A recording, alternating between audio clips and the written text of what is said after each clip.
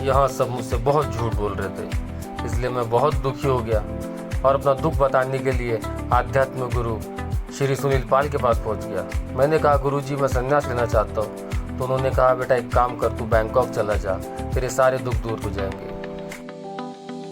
तो मैं भी निकल पड़ा। कश्मीर की वादियों से ग्रेट वॉल ऑफ चाइना को पार करते हुए धीरे धीरे सीधा पहुंच गया मैं नेपाल। मैं सोच ही रहा था कि ये सड़क कहाँ जा रही है, फिर मुझे समझ में आया सड़क कहीं नहीं जा रही, मैं ही चला जा रहा हूँ।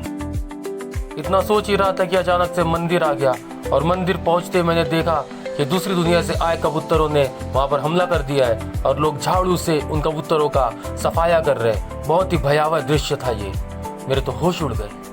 भयंकर ट्रैफिक को पार करते हुए मैं पहुंच गया अपने अगले मिशन की तरफ। यहाँ किसी को पता न चले कि मैं खुफिया एजेंट हूँ, इसलिए मैं हीरो बन के एक मॉल में चला गया। वहाँ जाके मैंने देखा कि ये खुखरी लोग एक बहुत ही सीरियस प्लानिंग कर रहे हैं कि हम दूसरे देश में जाकर मोमोज कैसे बेचें।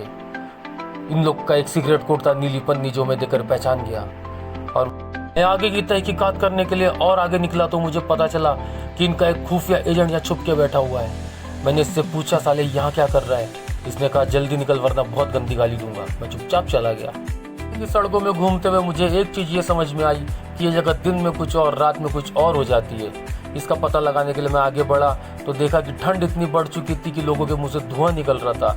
और हो भी क्यों ना, क्योंकि जगह पहाड़ों के बीच में जो है। इन वादी और नज़ारों का मैं लुत्फ उठा ही रहा था कि अचानक मेरी नज़र एक जगह पड़ी। मैंने देखा कि स्वर्ग की अप्सराएं उतरकर नीचे धरती पर आ चुकी है। लेकिन एक मिनट, ये इतनी बूढ़ी क्यों लग रही है?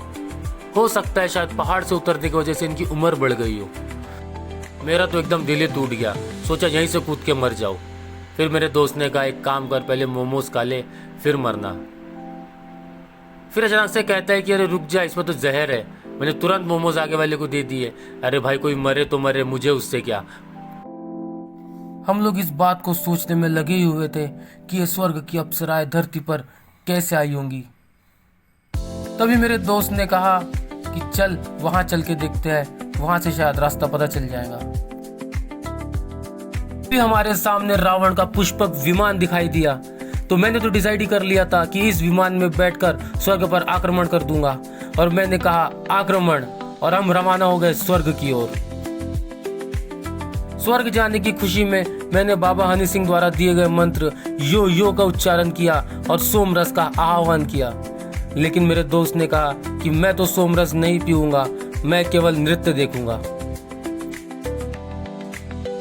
और आखिरकार अथक प्रयासों के बाद हम स्वर्ग पर पहुंच ही गए।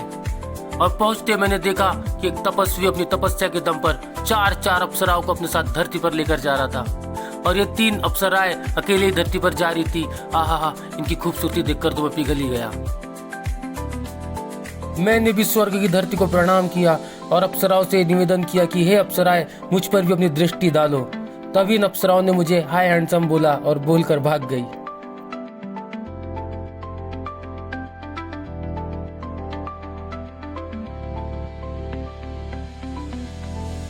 आगे बढ़ते हुए मैंने देखा कि ये शार्प शूटर अपने किए गुनाहों के सबूत मिटा रहा था। तो मैंने मेरे एजेंट से कहा, जाओ और उसकी मदद करो जाके। और मैं यहाँ पर थोड़ा चिल मारने बैठ गया।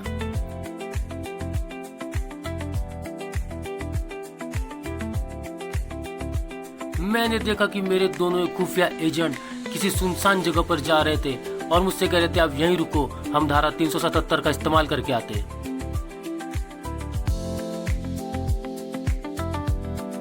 आगे बढ़े तो हमने देखा कि यहाँ पर किसी झरने से अमृत की धाराएं बह रही है। मैंने सोचा थोड़ा अमृत पी लेता हूँ, लेकिन फिर सोचा जाने दो ना यार, कौन अमृता का झंझट पालेगा।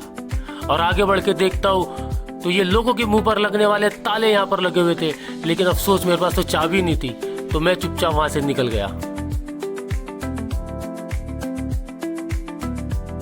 और रात होते ही हम निकल गए शिकार के लिए। हमें पता चला कि यहाँ पर थैमेल नाम का एक भयानक जंगल है, जहाँ पर रात में भूखी शेरनियां घूमती है। जंगल घूमते हुए हमने काफी एंजॉय किया, लेकिन अफसोस किसी भी शेरनी ने हम पर शिकार नहीं किया।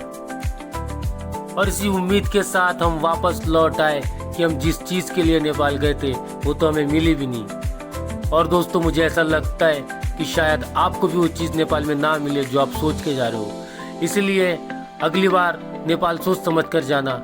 और हम अपना बोरिया बिस्तर उठाकर निकल लिए अपने घर की ओर। अब देखते अगला मिशन हमें कहाँ मिलता है। चलो तब तक के लिए tata, goodbye, take care.